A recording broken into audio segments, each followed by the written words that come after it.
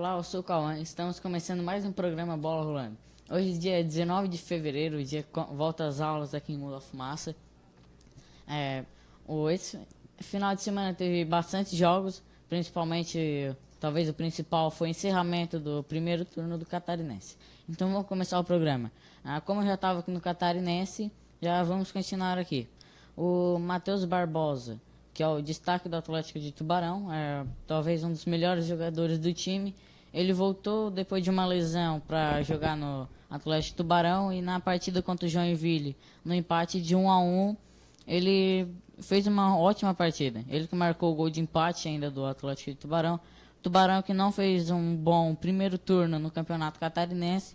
O Joinville também não foi aquelas coisas. Joinville faz parte dos 5 grandes aí de Santa Catarina, mas uns anos pra cá não vem honrando a camisa. Atualmente disputa a Série C, foi caindo, estava na Série A, caiu pra B, isso tudo consequente, como é que é, Rolê?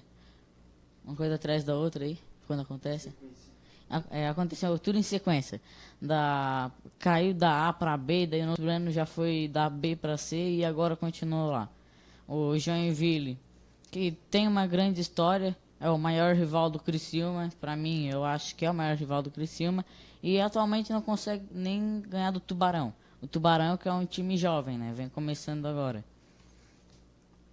Agora o Tubarão vai enfrentar o Atlético Paranaense na Copa do Brasil. É um grande time, o Atlético Paranaense, mas também não vive uma grande fase. Ontem ele ainda foi eliminado nas semifinais do Campeonato Paranaense.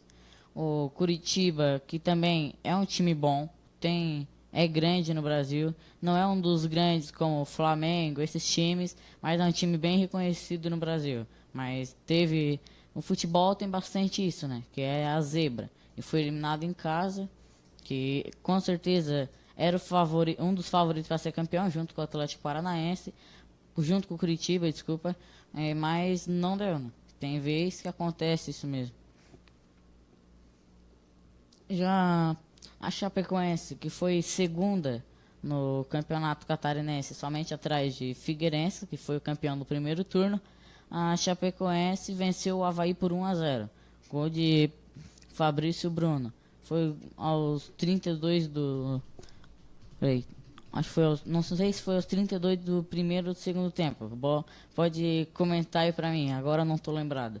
Mas ganhou de 1-0 do Avaí. O Avaí que terminou em terceiro, mas com bastante ponto atrás. Vantagem bem grande já no primeiro turno. Que com certeza são os 2 maiores atualmente aqui de Santa Catarina. A Chapecoense com certeza é o melhor time aqui, é o mais badalado de Santa Catarina também, tem o melhor elenco. Ano passado fez um Brasileirão muito bom, mesmo com o elenco todo reformado, depois daquela tragédia lá do avião, que perdeu praticamente o time inteiro. Mas a Chapecoense tem uma bela de uma diretoria, ajeitou o time. No começo do ano eles ainda perguntaram se a Chapecoense queria ficar 3 anos sem cair, mesmo terminando na zona de rebaixamento, não cairia.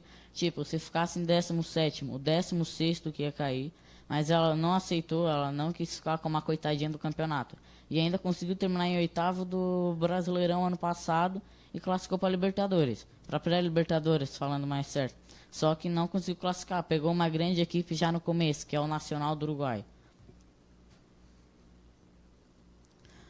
O Figueirense, que foi o campeão, não tenho o que falar, jogou muito, mereceu ser o campeão, vai ser um dos favoritos também pro segundo turno disparado, porque é o time que se juntou bastante, um time muito forte, mesmo não tendo uma condição financeira como os grandes. É um time que contratou bem, é um time que está jogando muito bem, o treinador é ótimo, montou o Figueirense novamente. O Figueirense não conquistava o Catarinense já fazia um tempo e agora está voltando. Vai ser um dos favoritos junto com a Chapecoense e Avaí ao título. O Figueirense que venceu por 2-1 do Concórdia. O Concórdia que tem um time famoso, acho que é no futsal, mas já no campeonato catarinense de futebol de campo não foi muito bem. Agora o Hercílio Luiz e Criciúma, que foi uma partida horrorosa. Eu vi um pedaço do jogo, mas não parei para ver. Tava uma partida muito ruim mesmo. Os dois times sem criar nada. Uma partida bem parada. Não dava vontade de ver um jogo. O Criciúma já faz tempo que vem nessa vontade. Não tem vontade, na verdade. É um time bem lento. É um time lento e sem vontade. Mas terminou em penúltimo ainda do Campeonato Catarinense, o Criciúma, em nono. Que pela estrutura que tem, o CT era para estar lá em cima brigando junto com Figueirense, Avaí e Chapecoense. Mas tem jogadores que estão jogando bem sem vontade. Era para botar mais vontade. Tinha que honrar a camisa do Criciúma. O Criciúma já foi campeão até da Copa do Brasil, em 1991. Mas nesse ano não vem jogando muito bem mesmo.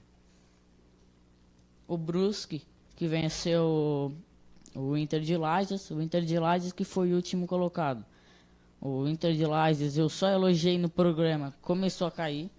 Quando eu elogiei eles estavam ali para quinto, quarto. Começar a cair, perder. Eu acho que eu sou o pé frio mesmo por elogiar os times. Que o Criciúma eu elogiei no começo, caiu.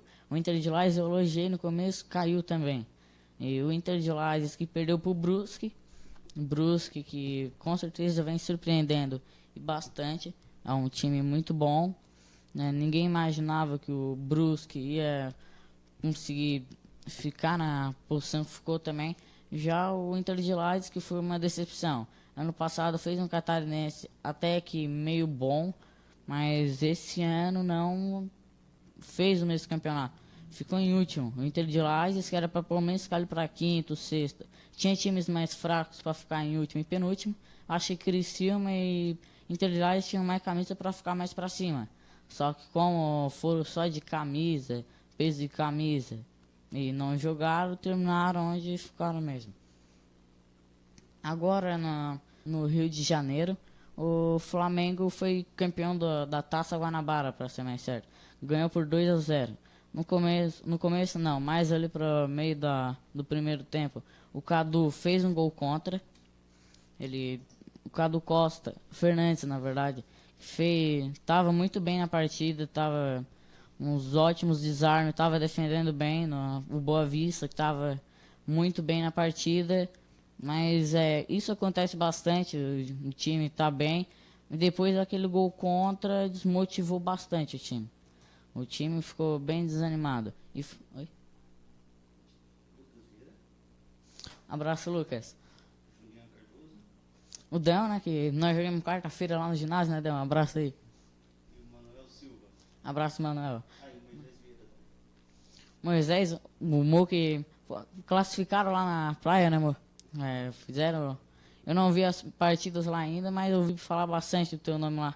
Deixou o goleiro no chão ainda no gol. Foi um belo de um gol. Agora continuando aqui o Flamengo. Foi no segundo tempo o gol contra, tá? Só pra deixar mais certo aqui. A gente erra também, mas vamos corrigir.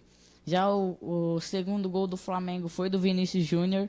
Vinícius Júnior que é a maior promessa atualmente, eu acho que do futebol brasileiro, que atua aqui no Brasil. Junto com o Paulinho, que também vem atuando muito bem, o Pedrinho. Mas eu acho que ele é o mais badalado, porque foi pago um preço bem grande também por ele. O Real Madrid pagou 45 milhões de euros. No meio da temporada ele não vai mais atuar pelo Flamengo. O tudo que indica é que ele já vai para o Real Madrid mesmo. Vai pegar a pré-temporada lá. Vai se adaptar. Se adaptar não, né? Porque vai demorar um pouco. Mas vai conhecer mais como é o futebol europeu. No final da partida ainda teve até uma brincadeira lá dos jornalistas perguntando de quem foi o gol, se foi do Everton Ribeiro ou do Vinícius. Por causa que na bola cruzada do Everton Ribeiro, que deu só uma cavadinha por cima da zaga. Everton Ribeiro, que é um grande jogador, um dos melhores hoje no Brasil, o Vinícius Júnior deu uma desviada. Mas ele não quis admitir que o gol foi dele. Ele falou, enrolou, falou que foi do time, que importa é o título. Mas já que ele não admitiu, o Everton Ribeiro falou deu o gol para ele mesmo. Ele falou que o gol foi dele, o Vinícius Júnior não desviou. Mas o Vinícius desviou sim, deu uma encostada na bola. E aí, com certeza, isso que matou o goleiro. O goleiro do Boa Vista que fez uma ótima partida também. Agora em São Paulo, já que no Rio de Janeiro só teve esse jogo, teve o clássico Sansão, que é Santos e São Paulo. O Santos venceu por 1-0 com gol de Gabigol. O Gabigol tem 3 jogos pelo Santos depois de sua volta e já tem 3 gols. Ao todo ele tem 60 gols com a camisa do Santos, sendo que 12 são em clássico. 20% dos gols dele com a camisa do Santos foi em clássico. Ele tem mais gols na sua volta ao Brasil do que quando estava na Europa. Na Europa ele fez 18 jogos, somente 2 gols. E agora que ele voltou ao Brasil já tem 3 gols em 3 jogos seguidos. O Santos, que agora está com 14 pontos, ocupa a segunda colocação do Paulista, passou o Corinthians. Corinthians que perdeu 2 jogos seguidos, um em casa para o São Bento e outro fora para o Santo André. E estava muito bem, mas do nada caiu. E hoje vai enfrentar o RB Brasil. Agora o Palmeiras, que é o líder, empatou novamente, agora com a Ponte Preta fora de casa, num gramado horrível. Tava cheio de poça de água, bastante lodo, o jogo não corria. Os atletas tipo Dudu e Keno, que são bem rápidos, usam habilidade, não conseguiram jogar. Quando eles queriam usar a velocidade, a bola trancava na água. E por causa disso foi um jogo meio parado. Mas o Palmeiras, que atacou mais também, Palmeiras que praticamente dominou o jogo, mas não deu. Mas o Palmeiras, que ainda é o líder do Paulista com 20 pontos, tá bastante à frente do segundo colocado, que é o Santos. Ele já está praticamente classificado, eu acho, só se der muita zebra e começar a perder os jogos. Mas eu acho que o Palmeiras já é um garantido já na próxima fase do Paulista. Agora o Corinthians, que eu já falei que enfrenta hoje o RB Brasil. Mais alguém aí, Rani? Chamou? Quem? O time do Beto ali mesmo, verdade, Rani. O Corinthians recebeu a notícia que o Marquinhos Gabriel vai ficar 1 mês fora. Marquinhos Gabriel que estava voltando a jogar, o cara ele estava colocando ele para jogar novamente depois de um tempo e Marquinhos Gabriel estava sem moral. O cara ele estava botando ele para dar uma moral a mais para ele, dar uma vontade para ele, mas agora estava voltando e deu essa lesão. É ligamento no joelho, eu acho, alguma coisa do tipo, e vai ficar 1 mês fora. O Corinthians, que agora hoje tem a obrigação de vencer do RB Brasil para tomar a segunda colocação novamente. Se vencer, vai para segundo colocado do Paulista e vai poder dar uma encostada no Palmeiras. Mas ainda o Palmeiras vai ter uma vantagem grande. O Corinthians, que hoje à tarde mesmo anunciou o Marlon, que eu já tinha falado no programa, que já era do Corinthians, mas agora foi oficializado mesmo, já foi anunciado com a camisa do Corinthians. E o Marlon acho que vai poder, primeiro ele vai ter que disputar a vaga com o Henrique e Balbuena. Não podendo descartar o Pedro Henrique também. Mas eu acho que vai ter que disputar bastante, vai ter que trabalhar bastante para conseguir tomar uma vaga ali. Na zaga do Corinthians tem o Balbuena, que já é garantido. Na lateral direita tem o Fagner. Mas na esquerda, o Juninho Capixaba já está se garantindo lá, já está deixando a posição dele como que ninguém mais pode tirar dali. Mas na zaga ainda tem uma dúvida. O Henrique com certeza chega para ser titular com o Balbuena, mas também vai ter que disputar a vaga com o Marlon e Pedro Henrique. Talvez agora o assunto mais triste se falar que foi do clássico Bavi. Teve 9 expulsos numa partida. Desde que eu acompanho futebol, eu nunca tinha visto isso, de uma partida acabar por causa de falta de atletas. E era para ser o clássico da paz, porque depois de 11 meses ia voltar a ter o clássico Bavi com torcida mista. No começo da partida, os dois times se juntaram e fizeram 1 minuto de silêncio aos jogadores que haviam falecido semana passada, mas dentro de campo não foi essa paz. Na rua mesmo, antes do jogo não, no meio do jogo já teve briga entre as duas torcidas, porque a briga dentro de campo que também levou para a arquibancada. O torcedor, que não pode ser chamado torcedor, é vândalo, que vai pro estádio só para brigar, acharam que os dois times estavam brigando, eles poderiam brigar também. Mas o Canu, que foi o que causou a briga, junto com o Fernando Miguel, mas o Fernando Miguel só foi conversar com o Vinícius depois. A briga aconteceu, na verdade, por causa que o Vinícius comemorou dançando na frente da organizada do Vitória. O Fernando Miguel foi cobrar satisfação e os dois times vieram tudo pra cima. O Canu, que acertou 2 socos no Vinícius, mas o Vinícius já fez BO contra 5 jogadores do Vitória. E agora a vitória pode ser dada para o Bahia. Bahia porque teve 4 expulsos e o Vitória teve 5. E a regra é que tem que ter pelo menos 7 jogadores em campo. Eu não dava ponto para nenhum dos dois, na verdade. Eu dava nem empate porque eu até tirava pontos, porque isso tem no futebol, bastante punição, essas coisas. E essa seria a punição. Eu tirava até pontos dos dois. O Bahia, que vem bem mal, também está em 5º lugar acho que é do Campeonato Baiano, verdade? É porque às vezes eu me confundo a Copa do Nordeste e o Campeonato Baiano. O Bahia que é 5º e o Vitória já está mais em cima, se eu não me engano é 1º. Mas é um clássico que era para ser da paz e acabou em briga. O Vitória, na verdade, começou ganhando por 1-0 e depois o Vinícius empatou aos 4 minutos de pênalti. Agora em Minas, para nossa amiga lá de Patos, né, Rally? O Atlético Mineiro venceu por 3-0 o América Mineiro. O Roger Guedes fez 2 gols e o Ricardo Oliveira fez 1. Um gol do Roger Guedes. Os jogadores do América Mineiro reclamaram, falando que a bola não entrou. E depois teve um lance parecido que o América Mineiro reclamou porque a bola deles entraram. Só que o árbitro não deu. Tipo, o do Roger Guedes, a bola entrou. Eu vi, a bola entrou, só que os jogadores do América Mineiro reclamaram. O árbitro deu como gol. E do América Mineiro eu já não vi o lance, mas então eu não vou poder falar. Mas foi uma partida que o Atlético Mineiro dominou. O Atlético Mineiro que tem um grande elenco também, tem bons jogadores, Casares, Otero, só que não vem cumprindo também o que tem que ser feito no Mineiro. Atualmente é 3º colocado. Diferente do Cruzeiro, que já vem dominando o Mineiro, é líder. Venceu o Vila Nova, lá de Minas Gerais, por 1-0 com o gol do Rafinha. O Rafinha, que é um dos artilheiros da competição, ele tem 5 gols. Ele mesmo admitiu que não tinha essa expectativa de brigar pela artilharia. Mas ele, como é meio campo, ele queria dar assistência, só que o gol veio e ele também não pode reclamar, né? Vem uma grande fase. O Rafinha é um dos melhores jogadores do Cruzeiro essa temporada. Oi? Aquele Michelin? Abraço, Michel. Mais alguém? Tá, então vamos lá. Como eu já falei ali do Cruzeiro, venceu por 1-0 com o gol do Rafinha. E o Osvaldo, que jogou no São Paulo por bastante tempo, vai atuar por 3 meses no Fortaleza.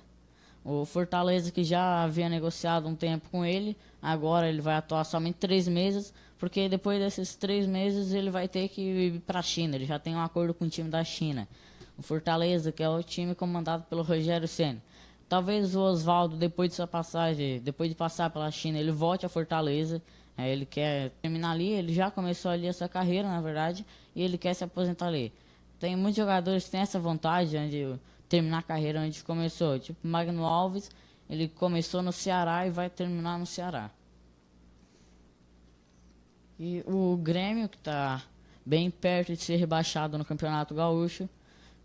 O Grêmio, mesmo sendo campeão da Libertadores, não é uma desculpa para estar mal no Campeonato Gaúcho. O time reserva, que é o que estão jogando, o Grêmio, teria que brigar até a final chegar até a final do Campeonato Gaúcho, porque o time é bem melhor que os outros. Até essa condição financeira que é bem melhor. Mas o Grêmio agora está na final da Recopa, que é o campeão da Sul-Americana e o campeão da Libertadores. E o primeiro jogo foi 1-1 lá na Argentina. Mas continuando aqui no Campeonato Gaúcho, o Grêmio perdeu de 2-1 e agora o último colocado. Diferente do seu rival, o Inter, que é o primeiro colocado e empatou de 0-0 com o São Paulo de Rio Grande do Sul. Agora o campeonato não, futebol internacional. O Lucas marcou seu primeiro gol com a camisa do Tottenham, nossa primeira partida como titular nos Spurs, já marcou seu primeiro gol. O time empatou por 2-2 nas oitavas de finais da Copa da Inglaterra.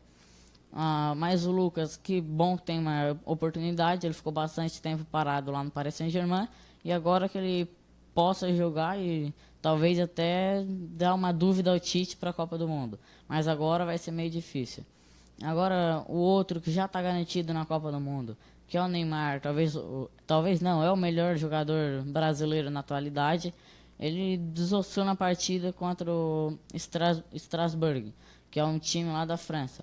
O Paris Saint-Germain venceu por 5-2. E um dos lances mais que rodou pelo mundo foi o gol do Neymar. O zagueiro passou no carrinho, meio que numa voadeira. O Neymar chapelou e botou para dentro do gol. O Neymar, que vem jogando muito. Ele teve já uma boa atuação contra o Real Madrid e agora ele jogou muito bem de novo. O Paris Saint-Germain, que já, por mim, já dava o título da Liga da França, que é a Ligue 1. Tá muito bem, o Paris Saint-Germain é o melhor time financeiramente da França e é um dos mais ricos do mundo também. Mas a única coisa que o Paris Saint-Germain teria que trocar o Unai Emery. Para mim, ele que deu a derrota contra o Real Madrid. O time estava bem, ele quis defender, ele quis 1-1, tirou o Cavani e botou o Meunier. Daí botou o Daniel Alves para meio campo.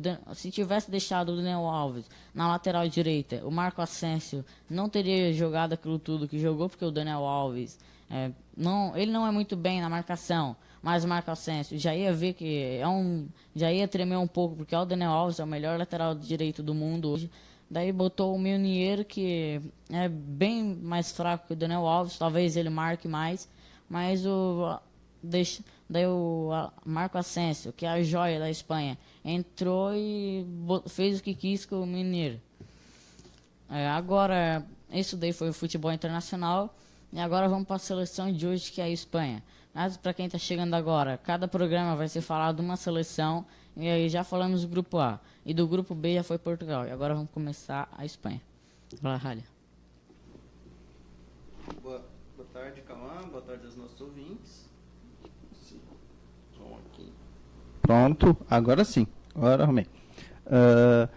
Antes da gente falar da seleção, né, como vai falar, é sempre interessante a gente precisa, na verdade, né, falar um pouco sobre a história dos países, deixa eu diminuir um pouco da história dos países e também falar um pouco sobre a economia deles, né, para conhecer um pouco o contexto histórico e econômico do país em questão. Hoje é a Espanha. A Espanha é mais um daqueles casos de história muito complexa, então a gente vai ler aqui um resumo, porque se for falar da história da Espanha, vai uns 3, 5 anos de programa, porque eles têm muita coisa para contar ao longo dos anos, né? Na Antiguidade, a Península Ibérica foi habitada por celtas, fenícios, gregos e cartaginenses. Em 49 a.C., a região foi conquistada e unificada pelo Império Romano. Península Ibérica é onde a Espanha se situa hoje, só para lembrar. No século IV, teve início as invasões de tribos bárbaras, com predomínio final dos visigodos. No século VIII, os mouros, que já dominavam o norte da África, estenderam seu domínio à Península Ibérica. No século seguinte, os cristãos foram gradativamente reconquistando a península, sendo Granada o último domínio mouro, não Granada país. Lembrando que Granada, o país, ele fica no Caribe, na América Central. Após séculos de luta, a reunificação da Espanha foi finalmente concluída em 1492. E também não a granada de mão, tá? Aquele que é uma arma. Após séculos de luta, a reunificação da Espanha foi finalmente concluída em 1492, com a retomada de Granada e o casamento dos reis católicos, Isabel I de Castela e Fernando II de Aragão.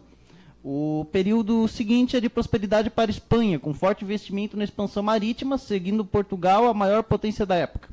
A viagem de Cristóvão Colombo sob patrocínio espanhol tornar as Antilhas conhecidas na Europa. Nas décadas seguintes, a exploração da América trouxe enorme quantidade de metais preciosos e pau-brasil.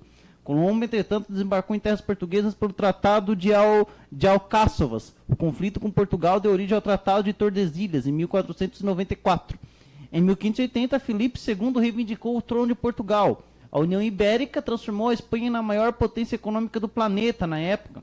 Lembrando que, como a gente já falou no último programa, a história de Portugal e de Espanha, até um período histórico, elas eram a mesma, porque eles estavam todos juntos, eles estavam ali, então não tinha como falar da história da Espanha sem falar da história de Portugal. Em 1588, a Armada Espanhola, considerada invencível, tentou invadir a Inglaterra, mas foi derrotada, com grande perda para o Império Espanhol. Portugal separou-se da Espanha em 1640. No início do século XIX, as colônias espanholas americanas iniciaram movimentos de independência. Em 1898, a Guerra Hispano-Americana resultou no fim do Império Espanhol, com a maior parte do restante das colônias espanholas cedidas aos Estados Unidos. A Guerra Civil Espanhola aconteceu entre 1976 e 1979. No início do século XX, havia agitação anarquista e o movimento separatista da Catalunha. Em 1931, o rei Alfonso XIII foi deposto. Significa que ele foi retirado do seu cargo. Conflitos entre as forças de esquerda que governaram a Espanha de 1931 e 1933 e de centro-direita culminaram na Guerra Civil Espanhola. Francisco Franco tornou-se ditador no início da Guerra Civil e dela saiu vencedor. O país, exausto em ruínas, permaneceu neutro durante a Segunda Guerra Mundial.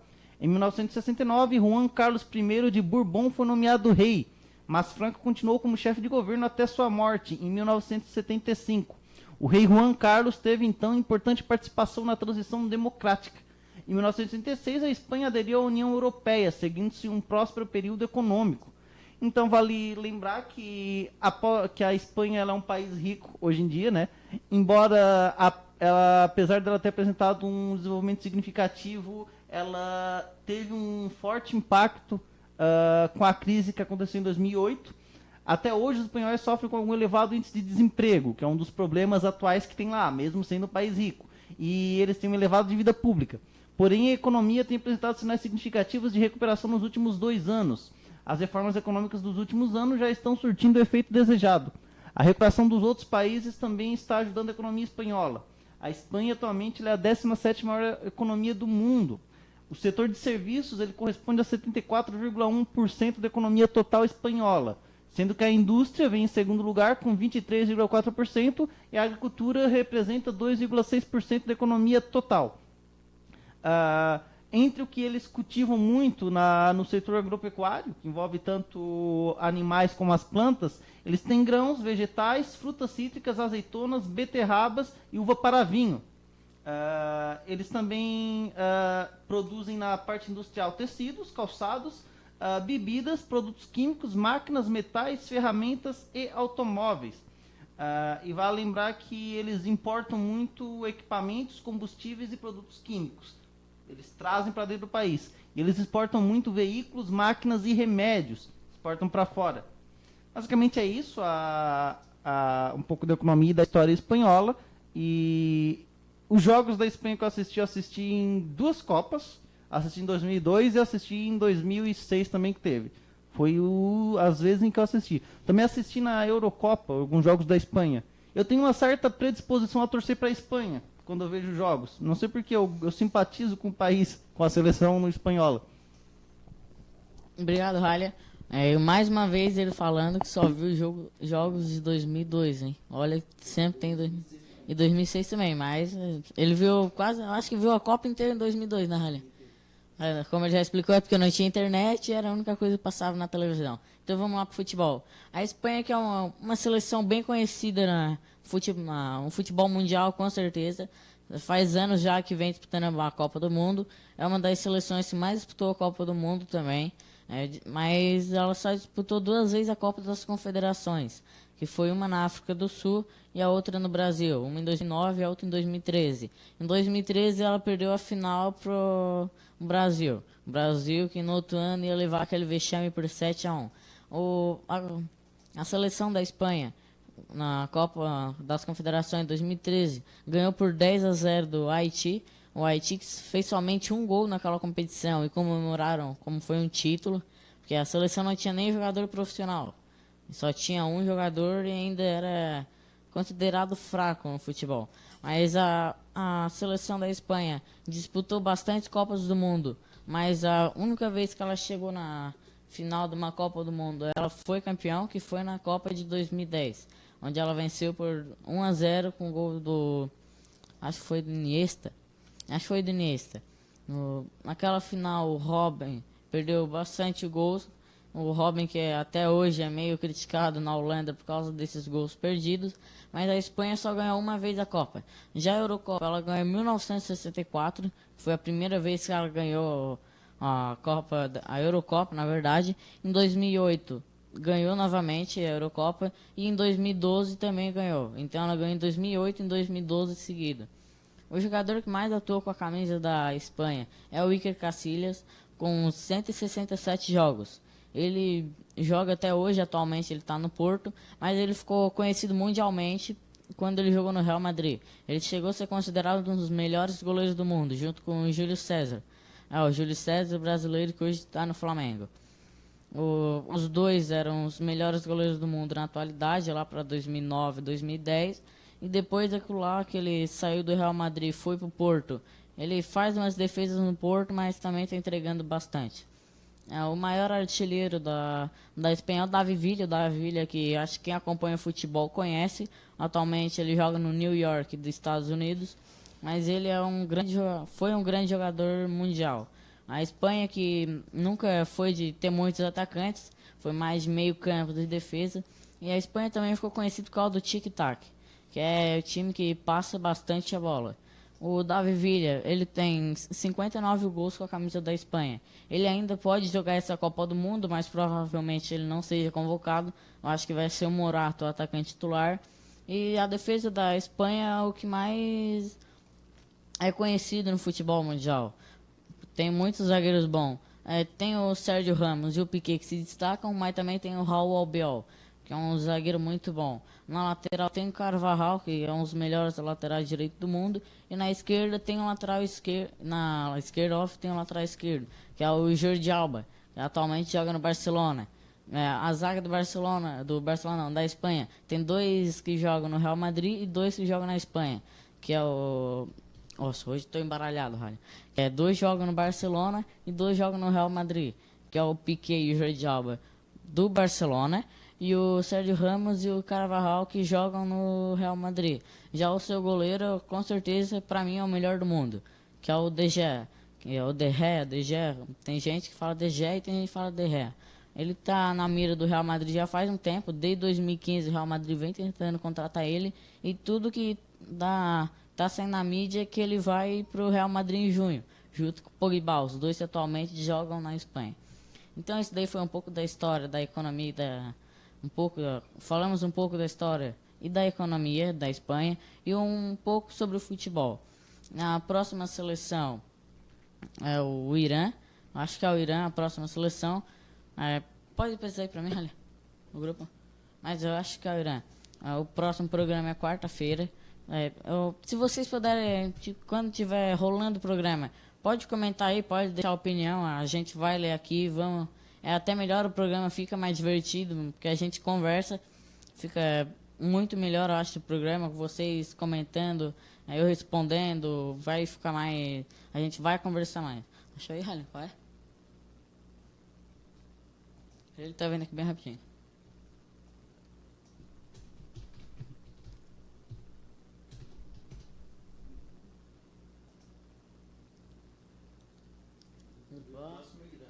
É o Irã mesmo, estava certo. É o Irã, então. O Irã que é bem conhecido também, né, Rally? Em termos assim de história, essas coisas é conhecido, mas já no futebol é bem apagado. Então eu espero vocês quarta-feira aqui no programa. Lembrando que 3 horas vai começar o programa. O Rally vai ter a explicação da história da economia novamente. Então é isso aí, obrigado. A antiga Pérsia era no Irã. Pérsia? No Irã? Pérsia. Quando se fala antiga Pérsia no livro de história, é o Irã. Então tem muita história.